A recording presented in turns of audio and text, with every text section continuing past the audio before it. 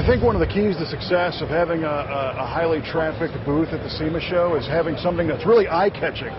Check out Rick Johnson's shirt. I mean, that's fantastic. So what's new here this year besides the super killer artwork that you're wearing? Well, this was about Drag Week. The shirt was about, there's a camera motor on the front.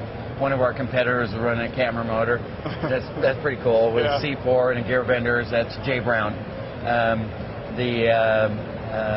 on the back of the shirt, we put a Turbo 400 gear vendors combination, which is like, you know, the staple of hot rodding. Right, that's it. You know, if you got over 1,200 horsepower, this is probably what you're running if you're running a GM. You know, and so that was great. We did put we got to show the Dodge guys some love, so we put a Dodge Dart, Eddie Miller's Dodge Dart that runs a gear vendors and a Torque Flight 727. That's cool. And we got the Willys from Dave Ahokas, which is in our booth. The Willys back there. Sure.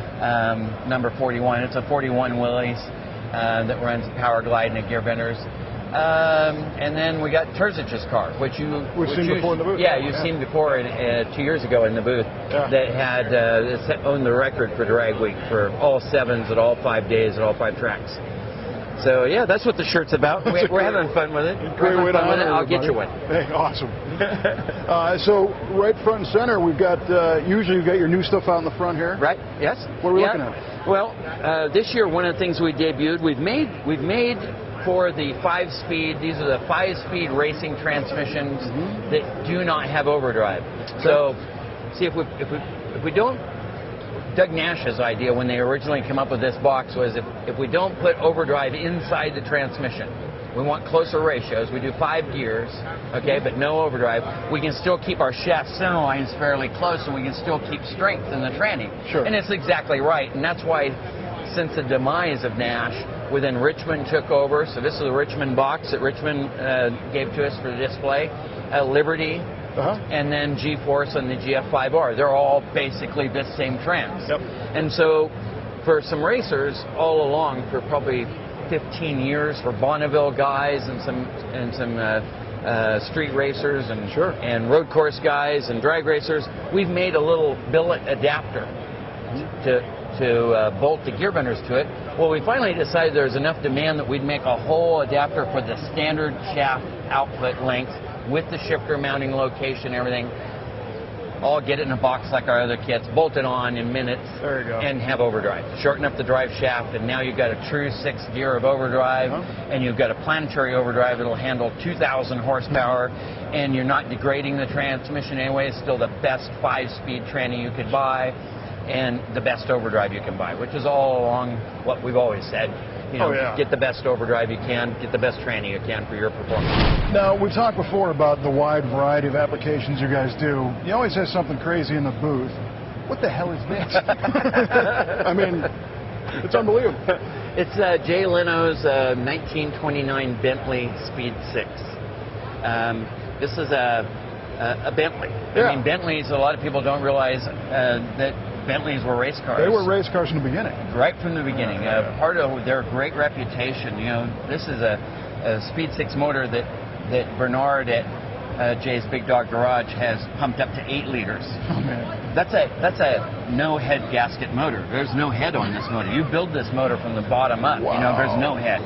They pumped up the motor to 8 liters, so they added another SU carburetor on here. Yep. So it's a big motor, and so it needed overdrive because Jay doesn't want to turn the thing at 4,000 RPMs to go faster than everybody down the Santa Monica freeway. Right. It's not something that big. Well, especially because you can just go to your local parts store and get repair parts. Oh, yeah. All right, now here's something that I can identify with a little bit more. Instead of the old Bentley, which is cool, but I don't even know what the heck I'm looking at. Tell me about this car, because this thing is one of these cars that we're seeing today that can kind of do the impossible. This is definitely breaking new ground. Drag Week is what we're doing with Drag Week, where we're taking 7-second cars and driving them 1,000 miles over 5 days and doing 5 tracks. That's insane. You're getting companies that call up, or customers are calling customers and say, this is what I'm doing. They're saying, you're doing what? Right. You know, you imagine you're making valve train parts or something. Oh, yeah. You know, you're used to going a quarter mile. Right. You know, and now you got a car that wants to go 1,000 miles in just 5 days. I mean, that's not all they want to do. They want to go next year too.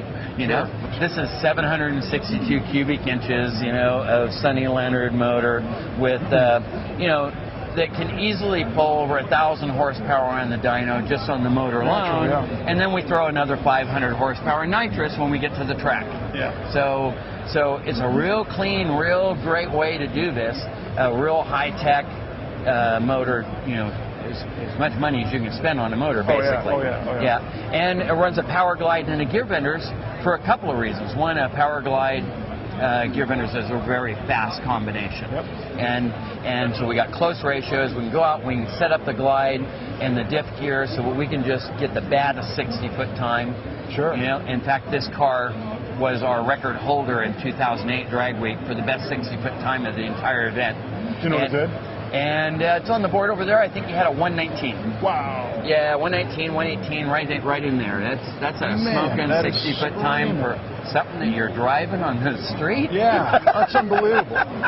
Okay, and then so we got we go out there and we work on that 60-foot time, whatever diff gear that's going to end up being if we have 430s in this car, and we don't have to worry about the big end of the track, Kevin, because we got the overdrive fire at the big end. Sure. So we got the legs covered, which was always the downside of the Power Glide, is she had low parasitic loss, less parasitic loss than the Turbo 400. Yeah, but you run out of motor. But we just didn't have enough gear spread, and the gear benders really solves that problem. We're shifting this motor at 7,800 on an 8,500 RPM red line. So I mean, it's probably making especially with the juice, it's probably making every bit of 11 or 1,200 when he hits the button. Oh, 1,500. 1,500. 1,500 on the juice. Over and over again, and then drive it and over and over again. Yeah. That's why we like Drag Week, is because they break stuff, but they don't break us. You know, we can handle 2,000 horsepower plus no problem. We're in 3,000 horsepower stuff at Salt Flats. Yeah. You know, but in drag racing with wrinkle walls and launching that hard, you know, 2,000 horsepower stuff. That says a lot about who we are and what we attain. Yeah, you can't argue with that at all. Okay, no, it's like the event was made for you guys. That's generally our opinion. That's why we now sponsor it. Sure, well, it makes perfect sense. You know, we've always been an associate sponsor, but now we're the title sponsor. And we told Hot Rod, you know, I'm putting it in the will. When my kid takes over our company, they're going to have to keep sponsoring it because it's a great group of guys, and they're doing exactly what our product is about, which is, okay, what's the best tranny I can put in here? What's the best overdrive I can put in? What's the best valve train? You know, many times you may be making a decision on your project, Kevin, that maybe you're only making a 500 horsepower car or 400 horsepower car, and you don't need the best. Best. Right. But you'd like to know what the pecking order is.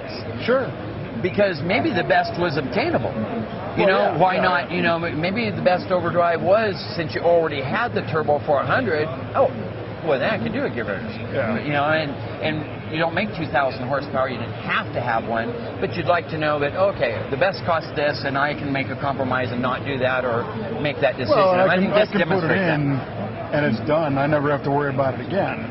That's right. And if I ever second guess, I can point to this car and go, it does it here. I can do it all day. That's right. Yeah. We're in these kind of cars because we're demonstrating that there is no other overdrives on these tracks.